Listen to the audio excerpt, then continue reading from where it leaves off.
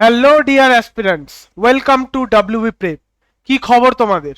আশা করি তোমরা ভালো করে পড়াশোনা করছো।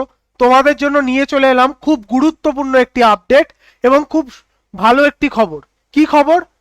ভারতীয় রেলে, ইন্ডিয়ান রেলওয়েতে কিন্তু নিয়োগ হতে চলেছে। আবার নিয়োগ প্রক্রিয়া কিন্তু শুরু হতে চলেছে। সেটা কিসের? সেটা কিন্তু অ্যাসিস্ট্যান্ট লোকো পাইলট অর্থাৎ এএলপি। 2024-এ নিয়োগ হয়েছে, 25-এ আবারও কিন্তু তোমাদের জন্য সুবর্ণ সুযোগ 2026-এ এএলপি হিসেবে নিজের নামটা খোদাই করার। তো এএলপিতে যে শূন্যপদ আসছে সেটা কত শূন্যপদ? 10,000-এর বেশি শূন্যপদ। আবার 10,000-এর বেশি শূন্যপদ। 2024-এ 18,000 সামথিং ছিল, 2025-এ 9,900 সামথিং ছিল, কিন্তু 2026-এ কিন্তু শূন্যপদটা 10,000 প্লাস হয়ে গেছে। তাহলে আমাদের শূন্যপদটা কত আছে বলো?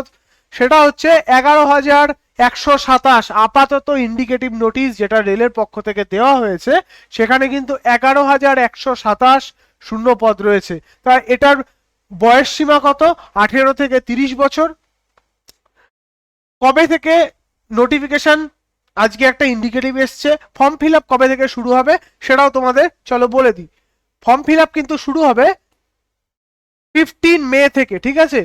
15 মে থেকে আমাদের ফর্ম ফিল আপ কিন্তু শুরু হবে 15 মে থেকে। তাহলে আর কতদিন অবধি চলবে? চলবে কিন্তু 14ই জুন অবধি, ঠিক আছে? তো এখনো হাতে সময় আছে।